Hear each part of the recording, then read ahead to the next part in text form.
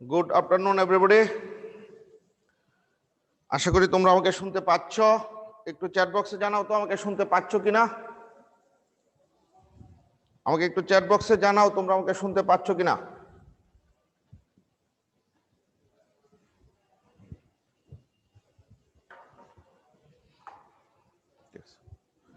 ওকে,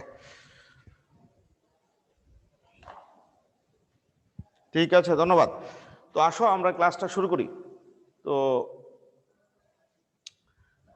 যদি তোমাদের কোশ্চেন থাকে তাহলে হ্যান্ড রাইজ করতে পারবা এবং চ্যাট বক্সে আমাকে জানাতে পারবা। তো দেখো আমরা কি লিখে রাখছি যে লেন্সে রশ্মি চিত্র, অর্থাৎ আমরা যখন লেন্স এর ভিতর দিয়ে আলোক রশ্মি আমরা প্রেরণ করব তখন এই রশ্মিগুলা কিছু নির্দিষ্ট নিয়ম মেনে চলাচল করে। অর্থাৎ লেন্সের ভিতর দিয়ে আলোক রশ্মি যাওয়ার সময় যেদিকে মন চায় যাইতে পারে না, তাকে কিছু নিয়ম মেনে যাইতে হয় বা চলাচল করতে হয়, নাকি? আমরা দেখি সেই নিয়মগুলা কি। তো তোমরা দেখতেই পাচ্ছ এটা একটা উত্তল লেন্স, এইটা হচ্ছে তার আলোক কেন্দ্র। এই যে আমি অবিন্দু দিছি সেটা হচ্ছে তার আলোক কেন্দ্র, নাকি? তাহলে এই উত্তল লেন্সের আলোক কেন্দ্র বরাবর যদি কোনো রশ্মি গমন করে তাহলে সেটা কখনোই বিচ্যুত হবে না বা ভাগবে না, এটা আলোক কেন্দ্র বরাবরই চলে যাবে। আমরা পরবর্তীতে যখন লেন্সের ভিতর দিয়ে আলোক রশ্মি আমরা প্রেরণ করব এবং সেগুলোর জন্য তোমার প্রতিবিম্ব সৃষ্টি করে দেখাইবো, তখন আমরা এই নিয়মগুলো মানবো। তাহলে মনে রাখবা, আলোক কেন্দ্র বরাবর কোনো রশ্মি গেলে সেটা কখনোই পরিবর্তন হবে না, ভাগবে না। ঠিক এটা উত্তল লেন্সের ক্ষেত্রেও প্রযোজ্য, অবতল লেন্সের ক্ষেত্রেও প্রযোজ্য। দেখো তোমার একটা অবতল লেন্সের ভিতর দিয়ে আলোক রশ্মি গেছে এবং যাওয়ার সময় কোন বিন্দু দিয়ে গেছে? তোমার আলোক কেন্দ্র বরাবর। তাহলে আলোক কেন্দ্র বরাবর যাওয়ার সময় রশ্মিটা বাঁকে নাই। আচ্ছা, এখন তোমার প্রশ্ন থাকতে পারে, স্যার এই আলোক কেন্দ্র বরাবর এইভাবে না যায়, যদি এইভাবে যায় প্রধান অক্ষের মানে প্রধান অক্ষ বরাবর আলোক কেন্দ্রের ভিতর দিয়ে যায় তাও বাঁকবে না, এইদিকে গেলেও সেই রশ্মিটা বাঁকবে না, নাকি? আচ্ছা, এখানে তোমার প্রশ্ন থাকতে পারে, স্যার আলোক রশ্মি যদি এই অবতল লেন্সের প্রধান অক্ষ বরাবর আলোক কেন্দ্রের ভিতর দিয়ে যায় তাহলে বাঁকবে কিনা? নো, বাঁকবে না। আচ্ছা, এরপরে দেখা যাচ্ছে যে এই আলোক রশ্মি যদি প্রধান অক্ষের সমান্তরালে যায়, তো দেখো এই হচ্ছে উত্তল লেন্স, এই হচ্ছে অবতল লেন্স। আমরা মাত্র দেখাইছি আলোক কেন্দ্র দিয়ে গেছে, নাকি? এখন যদি আমার উত্তল লেন্সে আলোক রশ্মিটা প্রধান অক্ষের সমান্তরালে যায়, তোমরা এগুলো 19 শিখে আসছো, তারপরে একটু দেখাই দিচ্ছি। প্রধান অক্ষের সমান্তরালে যায় তাহলে আমরা জানি এখানে প্রতিসরণের পর আলোক রশ্মিটা যাবে প্রধান ফোকাস দিয়ে, এখানে একটা বিন্দু দিয়ে গমন করবে, যে বিন্দু দিয়ে গমন করবে সেটার নাম হচ্ছে প্রধান ফোকাস। এখন তোমার প্রশ্ন জাগবে, স্যার এটা কি প্রধান ফোকাস, যে এটা কি প্রথম প্রধান ফোকাস না দ্বিতীয় প্রধান ফোকাস? তোমাকে মনে রাখতে হবে শুধু প্রধান ফোকাস বললে দ্বিতীয়টাকেই বোঝায়, নাকি? শুধু প্রধান ফোকাস বললে দ্বিতীয়টাকে বোঝায়। তাহলে উত্তল লেন্সের প্রধান অক্ষের সমান্তরাল যদি কোনো আলোক রশ্মি লেন্সে আপতিত হয় তাহলে প্রতিসরণের পর প্রধান অক্ষের উপর একটা বিন্দু দিয়ে যাবে, যে বিন্দু দিয়ে যাবে এটার নামই প্রধান ফোকাস বা তোমার দ্বিতীয় প্রধান ফোকাস, নাকি? আচ্ছা, ঠিক অবতল লেন্সের ক্ষেত্রে দেখো তোমার প্রধান অক্ষের সমান্তরাল আলোক রশ্মি আসছে, আসার পরে দেখো এটা প্রতিসরণের পর এই দিকে চলে গেছে, এই দিকে। কিন্তু এটাকে যদি পিছনের দিকে টেনে বর্ধিত করো তাহলে মনে হইব এরকম একটা বিন্দু থেকে আসছে, নাকি? যে বিন্দু থেকে আসছে বলে মনে হবে এটার নামই হবে প্রধান ফোকাস। তবে এটাও কিন্তু প্রধান ফোকাস বললে বুঝবা, শুধু প্রধান ফোকাস বললে বোঝাবে দ্বিতীয় প্রধান ফোকাস, নাকি? আচ্ছা, এখন যদি এই ঘটনাটা এরকম হইতো, দেখো তোমার প্রধান ফোকাস থেকে যদি তোমার লেন্সে আপতিত হইতো, দেখো আলোক রশ্মিটা মনে করো প্রধান ফোকাস থেকে লেন্সে আপতিত হইছে, নাকি? আগে দেখাইলাম প্রধান অক্ষের সমান্তরাল, এখন দেখাইলাম প্রধান ফোকাস থেকে যদি লেন্সে আপতিত হয় তাহলে উল্টা ঘটনা ঘটবে, প্রধান অক্ষের সমান্তরালে যাবে, নাকি? প্রধান অক্ষের সমান্তরাল গেলে প্রধান ফোকাস দিয়ে যায়, প্রধান ফোকাস দিয়ে যদি লেন্সে আপতিত হয় তাহলে যাবে প্রধান অক্ষের সমান্তরাল। এগুলো তোমরা 19 দেখে আসছো। এরপরে এই ক্ষেত্রে কি ঘটনা ঘটলো দেখো, যদি আলোক রশ্মিটা প্রধান অক্ষের উপর কোনো বিন্দুতে মিলিত হওয়ার জন্য আসে, নাকি? তাহলে দেখো প্রধান অক্ষের উপর কোনো একটা বিন্দুতে এসে মিলিত হওয়ার জন্য আসতেছে, কিন্তু এটা কিন্তু প্রধান অক্ষের উপর এসে আপতিত হবে না, বরং লেন্সে আপতিত হওয়ার পর যখন প্রতিসরণ ঘটবে তখন এটা প্রধান অক্ষের সমান্তরাল চলে যাবে, নাকি? তো বুঝতেই পারছো। তাহলে আমরা এই ক্ষেত্রে বলতে পারতেছি অবতল লেন্সের ক্ষেত্রে প্রধান অক্ষের উপর একটা বিন্দু আছে, ওই বিন্দু অভিমুখী যদি আলোক রশ্মি অবতল লেন্সে আপতিত হয় এবং আলোক রশ্মিটা যদি প্রধান অক্ষের সমান্তরালে চলে যায় তাহলে এই বিন্দুর নাম হচ্ছে প্রধান ফোকাস, নাকি? আচ্ছা, আমরা পরবর্তীতে তোমার এই যে উত্তল লেন্স এবং অবতল লেন্সের ক্ষেত্রে যে আলোক রশ্মিগুলো দেখাইলাম কোন দিক দিয়ে আপতিত হইলে প্রতিসরণের পর কোন দিক দিয়ে যাবে, সেই নিয়মগুলো আমরা পরবর্তীতে মেনে চলবো এবং এই নিয়মগুলো অত্যন্ত গুরুত্বপূর্ণ, নাকি? তো আসো এখন আমরা কথা বলবো তোমার লেন্সে সৃষ্ট বিম্ব নিয়ে, নাকি? আমরা লেন্সে সৃষ্ট বিম্ব নিয়ে কথা বলবো।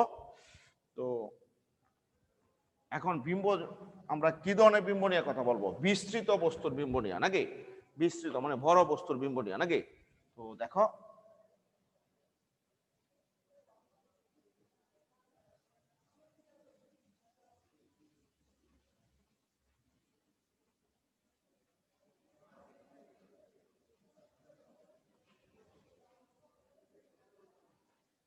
আমরা কি লিখছি? লেন্সে সৃষ্ট বিস্তৃত বস্তুর বিম্ব।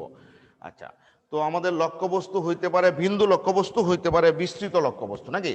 যেমন আমার এই কলমটা, এটা একটা বিস্তৃত লক্ষ্যবস্তু, বড় লক্ষ্যবস্তু। এই ধরনের লক্ষ্যবস্তুর আমরা বিম্ব সৃষ্টি করবো লেন্সের ক্ষেত্রে। আচ্ছা, প্রথমে আমরা উত্তল লেন্স দিয়ে শুরু করতেছি, পরে আমরা অবতল লেন্স দিয়ে দেখাইবো, নাকি? তো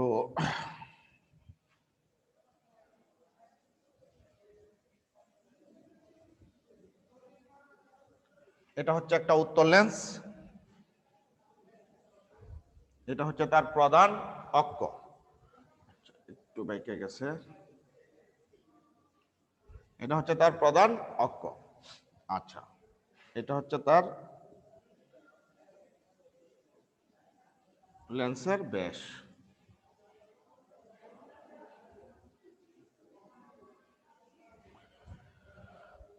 এটা হচ্ছে লেন্সের ব্যাস, নাকি? আর এটা হচ্ছে প্রধান অক্ষ। এখন তোমার এই লেন্সের দুটি প্রধান ফোকাস থাকবে, একটা থাকবে এই দিকে, এটার নাম দিলাম আমরা F1, একটা থাকবে এই দিকে, এটার নাম দিলাম F2। একটা প্রথম প্রধান ফোকাস আর একটা দ্বিতীয় প্রধান ফোকাস, নাকি? কোনো কোনো জায়গায় একটা অ্যাপ ধরছে, একটা অ্যাপ ড্যাশ ধরছে, তোমার ইচ্ছা, এটা কোনো সমস্যা না। এখন তোমার মনে করো এই জায়গায় একটা লক্ষ্যবস্তু আছে, আমরা বলে নিছি বিস্তৃত লক্ষ্যবস্তু, বড় লক্ষ্যবস্তু। হ্যাঁ, মনে করো এই হচ্ছে সেই লক্ষ্যবস্তু পি কিউ, নাকি? আচ্ছা, এই পি কিউ দেখো একটা লক্ষ্যবস্তু, এখানে আমি একটা উত্তল লেন্স নিছি, উত্তল লেন্সের কিন্তু প্রধান ফোকাসের বাহিরে আছে লক্ষ্যবস্তুটা। তবে সবসময় যে প্রধান ফোকাসের বাহিরে থাকবে এমন কোনো কথা নাই। তোমরা ছোট ক্লাসে শিখে আসছো উত্তল লেন্সের রশ্মি চিত্র সম্পর্কিত 6টি ঘটনা, যেখানে এই 6টি ঘটনার মধ্যে লক্ষ্যবস্তুর অবস্থান যদি তুমি পরিবর্তন করো, তো একই উত্তল লেন্সের জন্য তুমি ভিন্ন ভিন্ন জায়গায় প্রতিবিম্ব পাইবা এবং ভিন্ন ভিন্ন প্রকৃতির প্রতিবিম্ব পাইবা বা বিম্ব পাইবা। এগুলো তোমরা 9 10 পড়ে আসছো। তো দেখো এখানে পি কিউ লক্ষ্যবস্তু, এটা হচ্ছে বিস্তৃত লক্ষ্যবস্তু, একটু বড় লক্ষ্যবস্তু। আচ্ছা, তোমরা কি আমাকে শুনতে পাচ্ছ? একটু চ্যাট বক্সে জানাও তো কোনো অসুবিধা আছে কিনা, তোমরা আমাকে শুনতে পাচ্ছ কিনা, কোনো প্রবলেম আছে কিনা? আচ্ছা, যদি কোনো কোয়েশ্চেন থাকে হ্যান্ড রেজ করবা এবং সাথে সাথে তোমার ওকে ওকে ধন্যবাদ। তো পি কিউ হচ্ছে তোমার বিস্তৃত লক্ষ্যবস্তু। এখন এই বিস্তৃত লক্ষ্যবস্তুর এই কিউ বিন্দুটাকে আমরা বলবো পাদবিন্দু, পি বিন্দুটাকে বলবো শীর্ষবিন্দু। মনে রাখবা যেটা প্রধান অক্ষের উপরে থাকবে সেটাকে আমরা বলবো পাদবিন্দু, আর তোমার যেটা তোমার প্রধান অক্ষ ছাড়া উপরের দিকে থাকবে সেটা হবে শীর্ষবিন্দু। এখন এই বিস্তৃত লক্ষ্যবস্তুর প্রতিবিম্ব যখন আমরা ক্রিয়েট করব, তখন আমরা সর্বদাই শীর্ষবিন্দু হতে দুটি আলোক রশ্মি আমরা দেখাইবো।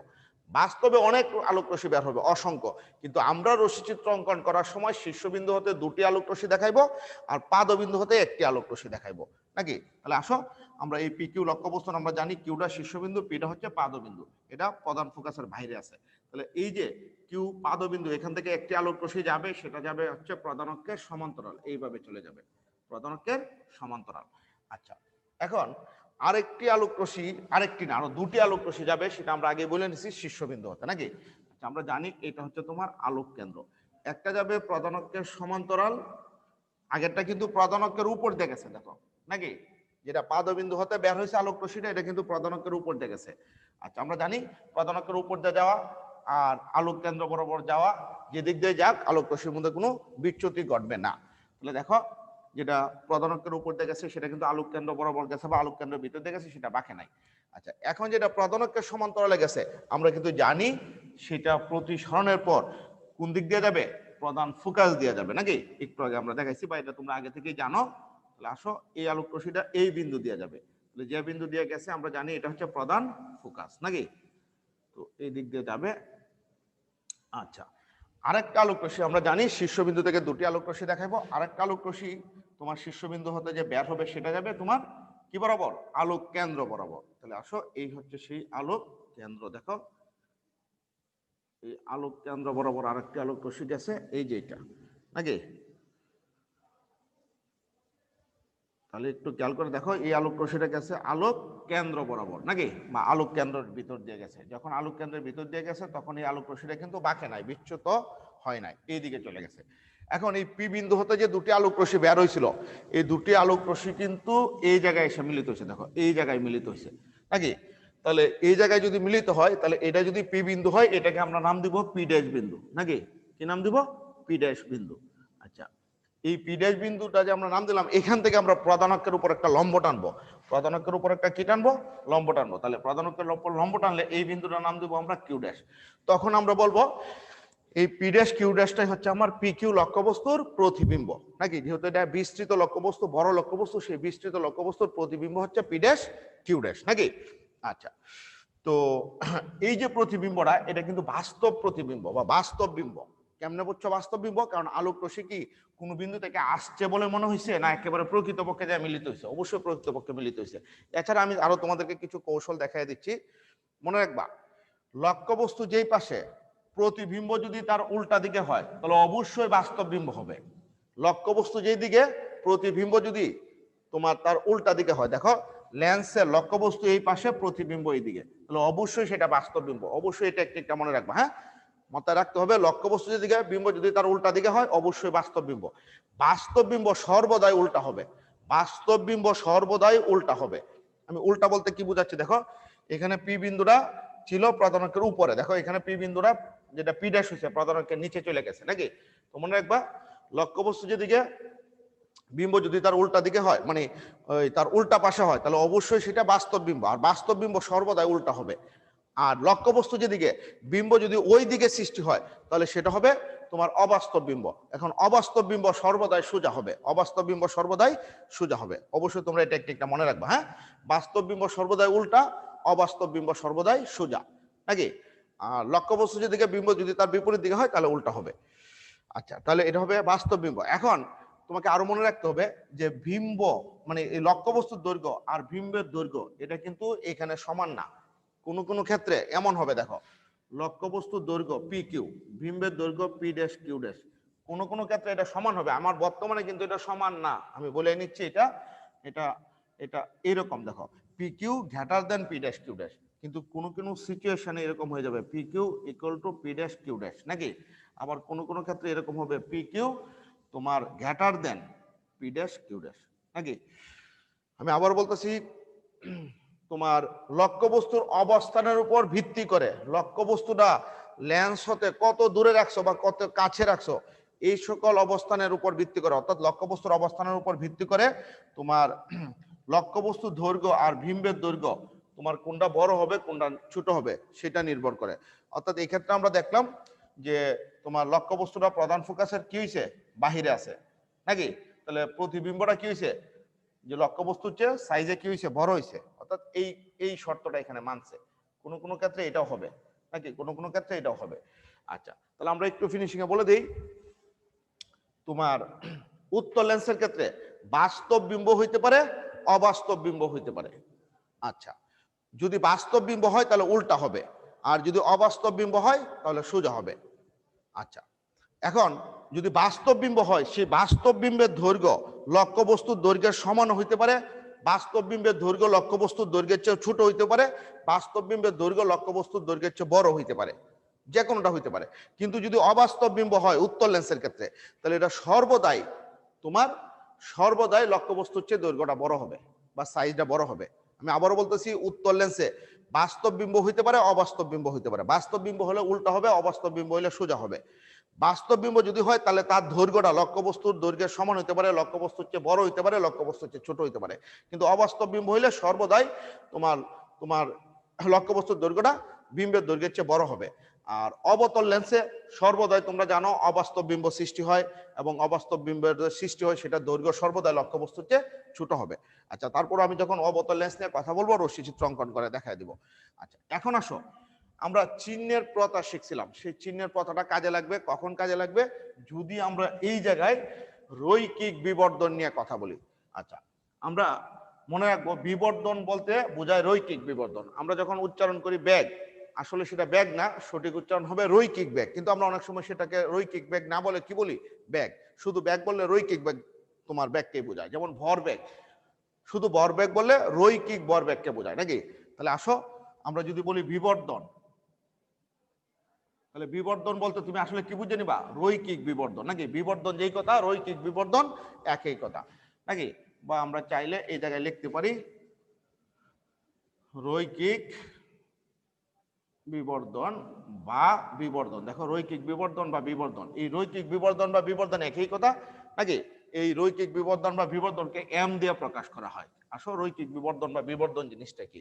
তারা বলতেছে বিম্বের দৈর্ঘ্য ও লক্ষ্যবস্তুর দৈর্ঘ্যের অনুপাতকে বলা হয় রৈখিক বিবর্ধন বা বিবর্ধন। এখানে বিম্বের দৈর্ঘ্য হচ্ছে পি ড্যাশ কিউ ড্যাশ, লক্ষ্যবস্তুর দৈর্ঘ্য হচ্ছে পি কিউ নাকি? দেখো বিম্বের দৈর্ঘ্য হচ্ছে পি ড্যাশ কিউ ড্যাশ, লক্ষ্যবস্তুর দৈর্ঘ্য হচ্ছে পি কিউ নাকি? তো আসো আমরা ডেফিনেশনে কি বলছি? বিবর্ধন বা রৈখিক বিবর্ধনের ডেফিনেশনে আমরা বলছি বিম্বের দৈর্ঘ্য বাই লক্ষ্যবস্তুর দৈর্ঘ্য। হ্যাঁ, তবে আমরা বিম্বের দৈর্ঘ্যটাকে আমরা এল ড্যাশ দিয়ে প্রকাশ করব, আর লক্ষ্যবস্তুর দৈর্ঘ্যটাকে আমরা এল দিয়ে প্রকাশ করব। অর্থাৎ যেটা এখানে পি ড্যাশ কিউ ড্যাশ সেটা সমান ধরলাম এল ড্যাশ, আর যেটা পি কিউ এটা সমান ধরলাম এল নাকি? এখন তোমরা স্পষ্ট দেখতে পাচ্ছ উপরেও দৈর্ঘ্য নিচেও দৈর্ঘ্য, একই জাতীয় রাশির অনুপাত। যেহেতু একই রাশির অনুপাত, তাহলে অবশ্যই এই বিবর্ধন বা রৈখিক বিবর্ধনের কোনো একক থাকবে না। আচ্ছা, 67 রোল। তুষার, তোমার ভিডিও অন, তোমাকে কিন্তু ক্লাস থেকে আমি বের করে দেব। আমি এরপরে যদি দেখি কোনো স্টুডেন্টের ভিডিও অন আছে, তাহলে তাকে আমরা ক্লাস থেকে বের করে দেব। নাকিব, ফারহান সাদিক, আচ্ছা, তো ভিডিও অফ করে রাখতে হবে। হ্যাঁ, তাহলে দেখো তোমার বিবর্ধন হচ্ছে বিম্বের দৈর্ঘ্য বাই লক্ষ্যবস্তুর দৈর্ঘ্য। আমরা জানি একই জাতীয় রাশির অনুপাত হয়, এর কোনো একক থাকবে না। আচ্ছা, এখন এই বিবর্ধন এটাকে আমরা প্লাস ধরবো না মাইনাস ধরবো? মনে রাখতে হবে চিহ্নের প্রথা অনুযায়ী যদি বিম্বটা উল্টা হয় তাহলে বিবর্ধন এম কে তোমার নেগেটিভ ধরতে হবে। যদি বিম্ব উল্টা হয় তাহলে এম নেগেটিভ ধরবা। তাহলে দেখো যখন উল্টা বিম্ব হবে তখন তোমাকে এম এর মানটা নেগেটিভ ধরতে হবে, আর যদি সোজা বিম্ব হয় তাহলে এম এর মানটা কি ধরতে হবে? তোমার পজিটিভ ধরতে হবে। আমরা পরবর্তীতে এই নিয়মটা মানতে বাধ্য থাকবো নাকি? যখনই আমরা বিবর্ধন নিয়ে কথা বলবো, সেই বিবর্ধনে এম এর মানটা প্লাস ধরবো না মাইনাস ধরবো সেটা নির্ভর করবে কার উপর? অবশ্যই বিম্বটা সোজা না উল্টা। তাহলে আমরা আসো এই ক্ষেত্রে একটু জেনে নেই বিম্ব সোজা না উল্টা। আমরা শিখছিলাম বাস্তব বিম্ব উল্টা, অবাস্তব বিম্ব সোজা নাকি? তাহলে এখানে বিম্ব বাস্তব না অবাস্তব দেখি তো একটু তোমরা জানাও তো, এই বিম্ব বাস্তব না অবাস্তব? আমি আগে বলে দিয়েছিলাম, একটু চ্যাট বক্সে জানাও বিম্ব বাস্তব না অবাস্তব, একটু দ্রুত জানাও এটা। এখানে বিম্বটা বাস্তব না অবাস্তব?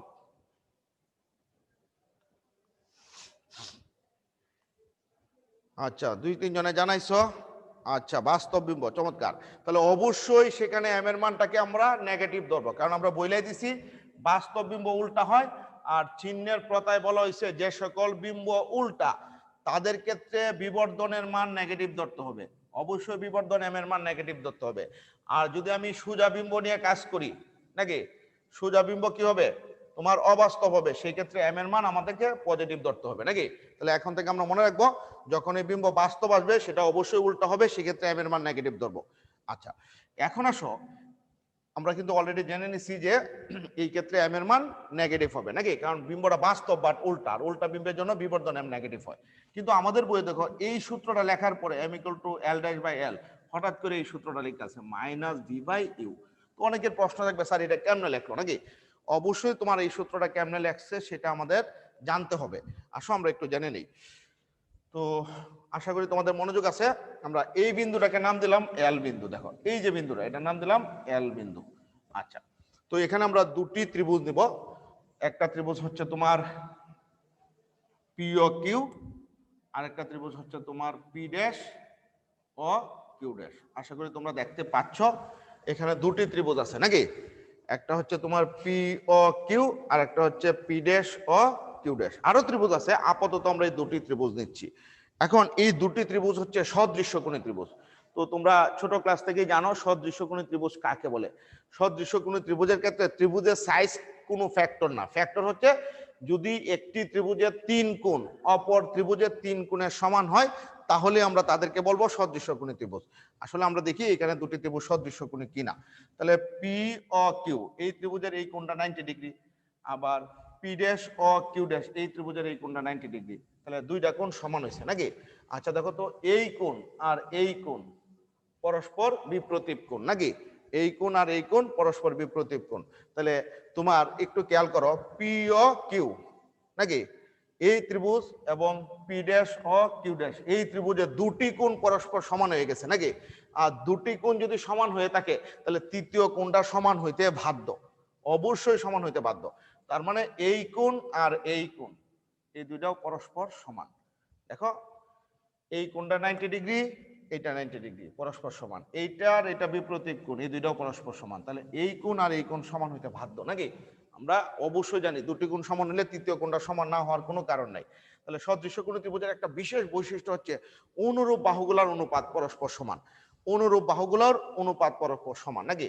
তাহলে আসো আমরা জেনে নিই অনুরূপ বাহু। যদি আমি এই P dash O Q dash এই ত্রিভুজের মধ্যে একটা বাহু নেই ও কিউ ড্যাশ, দেখো P dash O Q dash এই ত্রিভুজের মধ্যে একটা বাহু নিছি আমরা ও কিউ ড্যাশ, তাহলে আমার পি ও কিউ এই ত্রিভুজের মধ্যে অনুরূপ বাহু কোনটা হবে ও কিউ, অনুরূপ বাহু কিন্তু বুঝতে হবে কথাটা নাকি। তাহলে অবশ্যই হবে ও কিউ নাকি, অনুরূপ বাহুগুলোর অনুপাত পরস্পর সমান। তাহলে আমরা যদি নেই ও কিউ ড্যাশ তাহলে ওখানে নিতে হবে ও কিউ।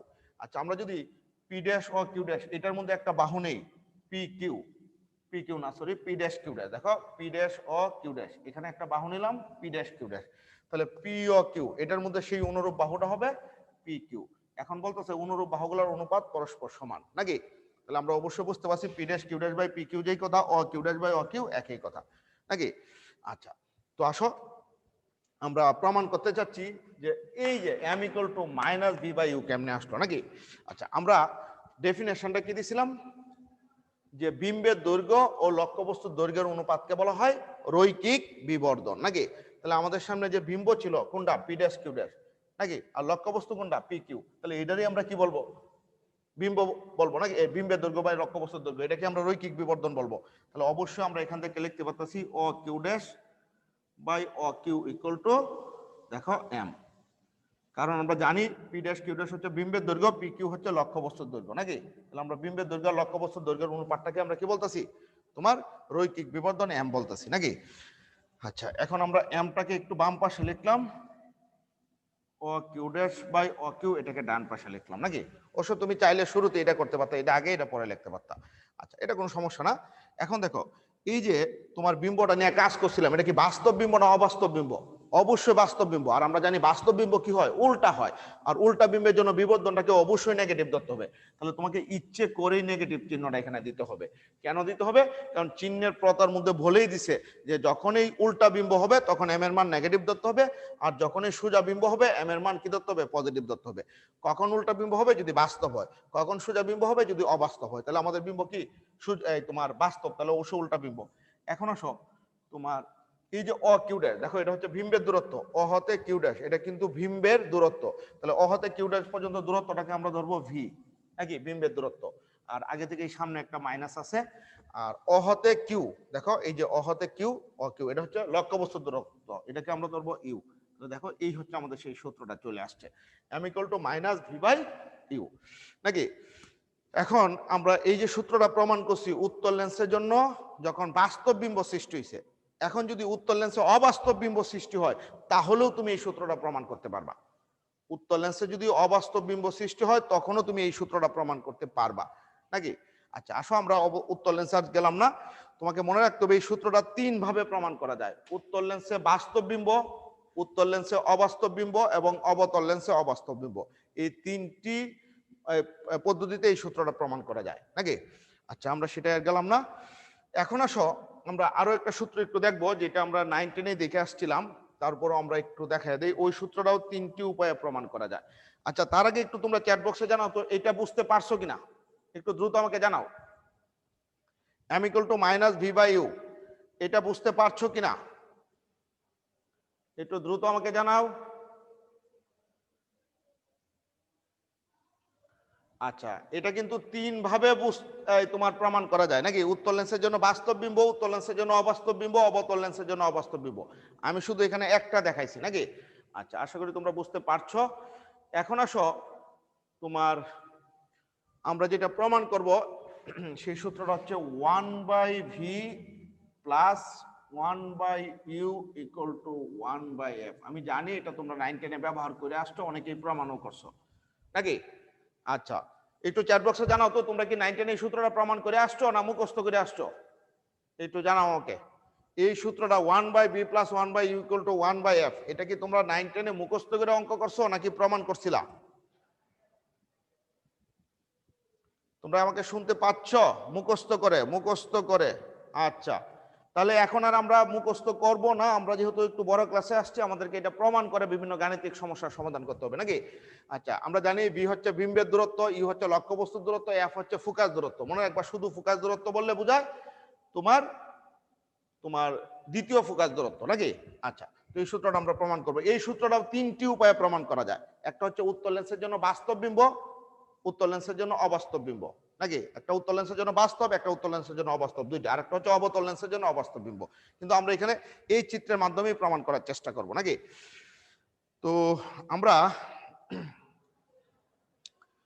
আমরা এখান থেকে কি প্রমাণ করতে পারি? এই সূত্রটা নাকি? দেখি আমরা পারি কিনা। আমরা মাত্র এখানে দুটি ত্রিভুজ দিচ্ছি, দেখো, একটা হচ্ছে পি ও কিউ আর একটা হচ্ছে P dash O Q dash.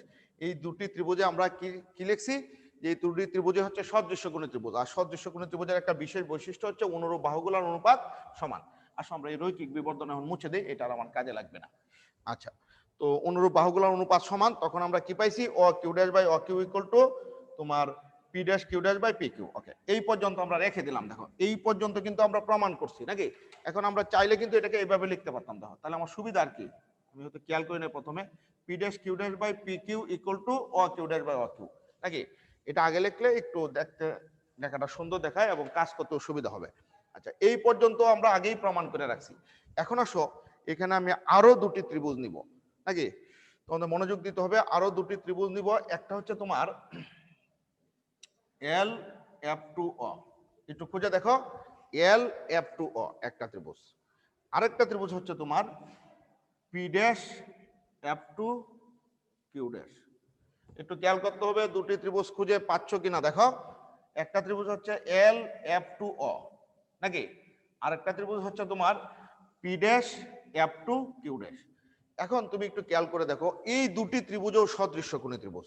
কেমনে বুঝছি সদৃশ্যকোণী ত্রিভুজ? আসো একটু মিলাই দেখো। আমার এই কোণটা 90 ডিগ্রি এবং আমার এই কোণটাও 90 ডিগ্রি। একটু সূক্ষ্মভাবে মনোযোগ দিতে হবে। এই কোণ 90 ডিগ্রি, এই কোণ 90 ডিগ্রি নাকি? আচ্ছা, আমরা এগুলো মুছে দিই, আপাতত এগুলো লাগবে না। এই কোণ 90 ডিগ্রি, এই কোণ 90 ডিগ্রি নাকি? আচ্ছা, এরপরে দেখো, এই কোণ আর এই কোণ হচ্ছে পরস্পর বিপ্রতীপ কোণ নাকি? তাহলে এই দুইটা কোণ পরস্পর সমান হবে, আমরা জ্যামিতি থেকে জানি। তাহলে এই ত্রিভুজের একটা কোণ 90 ডিগ্রি, এই ত্রিভুজের একটা কোণ 90 ডিগ্রি, আবার এই কোণ আর এই কোণ সমান, বিপ্রতীপ কোণ। তাহলে এই দুটি ত্রিভুজের তৃতীয় অ্যাঙ্গেল যে আছে বা কোণটা যে আছে, অবশ্যই সেটা সমান হতে বাধ্য নাকি? অবশ্যই এই কোণ আর এই কোণটা সমান হবে। তাহলে অবশ্যই আমরা বুঝতে পারছি L F two O, L F two O এবং P dash F two Q dash, এই দুইটা হচ্ছে কি ধরনের ত্রিভুজ? সদৃশ্যকোণী ত্রিভুজ। তাহলে আসো আমরা আবারও ওই সূত্রটা অ্যাপ্লাই করি। সদৃশ্যকোণী ত্রিভুজের একটা বিশেষ বৈশিষ্ট্য হচ্ছে অনুরূপ বাহুগুলোর অনুপাত পরস্পর সমান। তাহলে আমি যদি এই ত্রিভুজের মধ্যে একটা বাহু নেই পি ড্যাশ কিউ ড্যাশ, তাহলে এই ত্রিভুজের মধ্যে তোমার এল এফ টু ও, এই ত্রিভুজের মধ্যে এল এফ টু ও, অনুরূপ বাহু হচ্ছে এল ও। দেখো, এল ও নিতে হবে নাকি? আচ্ছা, তো P dash F two Q dash, এখানে যদি একটা বাহু নেই ও না sorry, Q dash F two, Q dash F two নাকি? কিউ ড্যাশ এফ টু একটা বাহু নেই, তাহলে এল এফ টু ও, এই ত্রিভুজে অনুরূপ বাহু হবে ও এফ টু, ও এফ টু নাকি?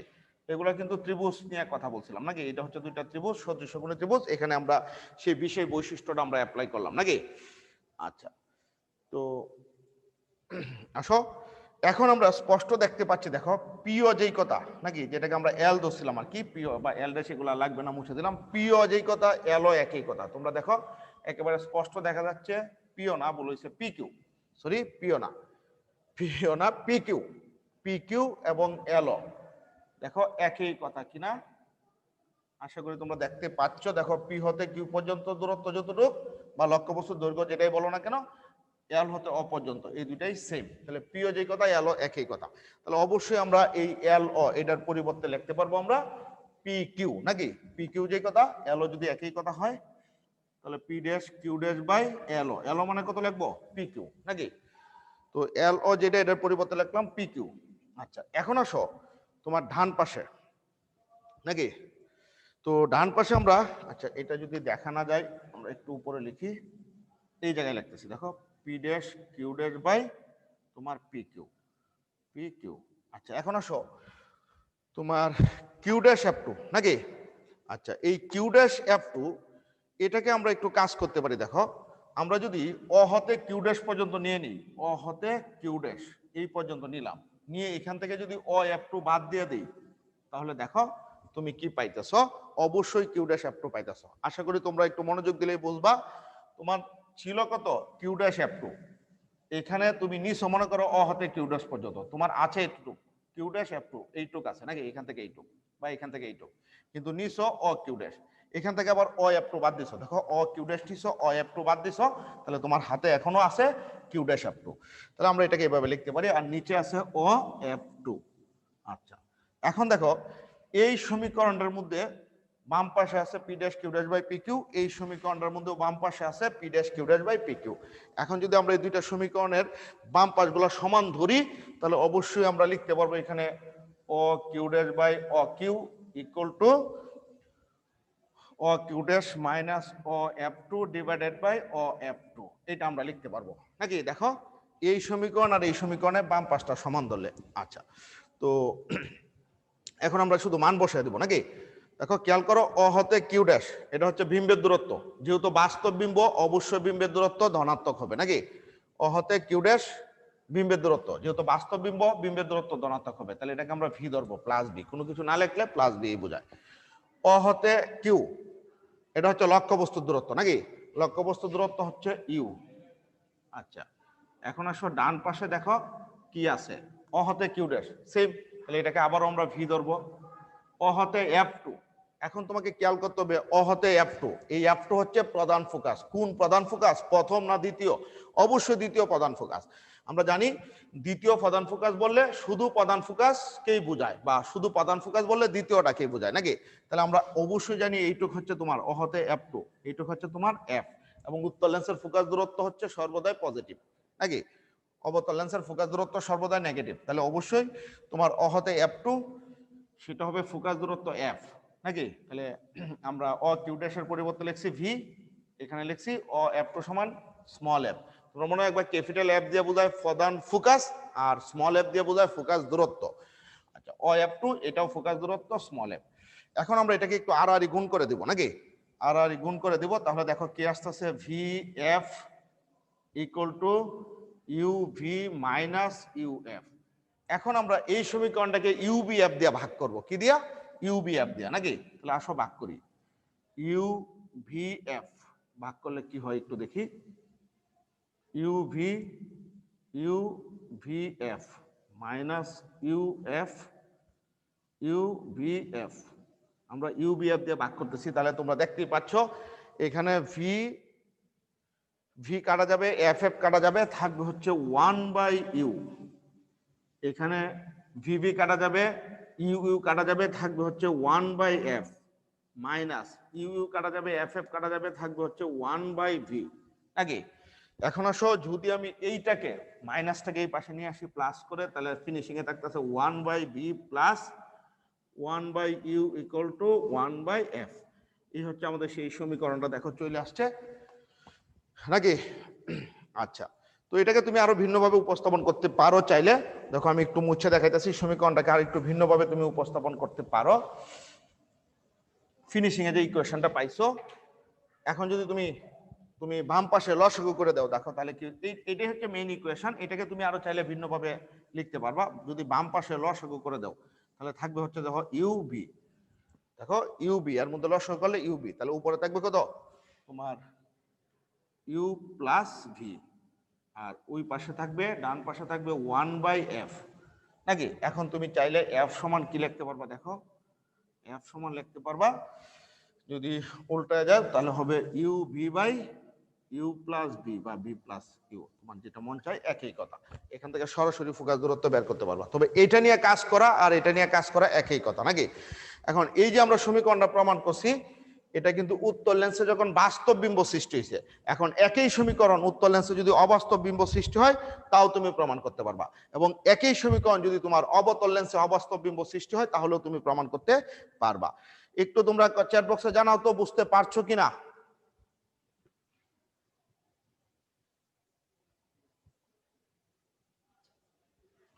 একটু দ্রুত আমাকে জানাও চ্যাট বক্সে তোমরা বুঝতে পারছো কিনা।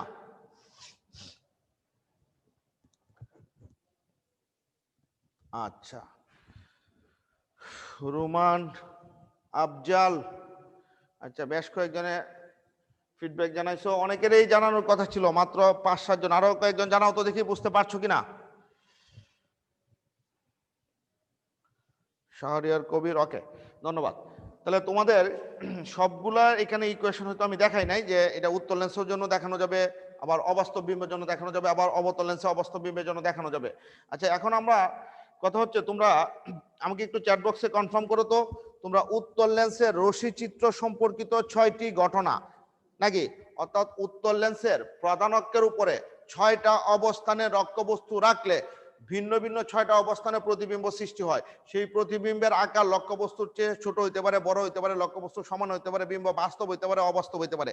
এই ঘটনাগুলা কি তোমরা 9-10-এ পড়ে আসছো কি না, আমাকে একটু ফিডব্যাকটা জানাও তো। এই যে দেখো, উত্তল লেন্সের রশ্মি চিত্র সম্পর্কিত 6টি ঘটনা, এগুলা কি তোমরা 9-10-এ পড়ে আসছো কি না, নাকি আমাকে আবার চিত্র অঙ্কন করে দিয়ে এগুলো সবগুলা বুঝাইতে হবে?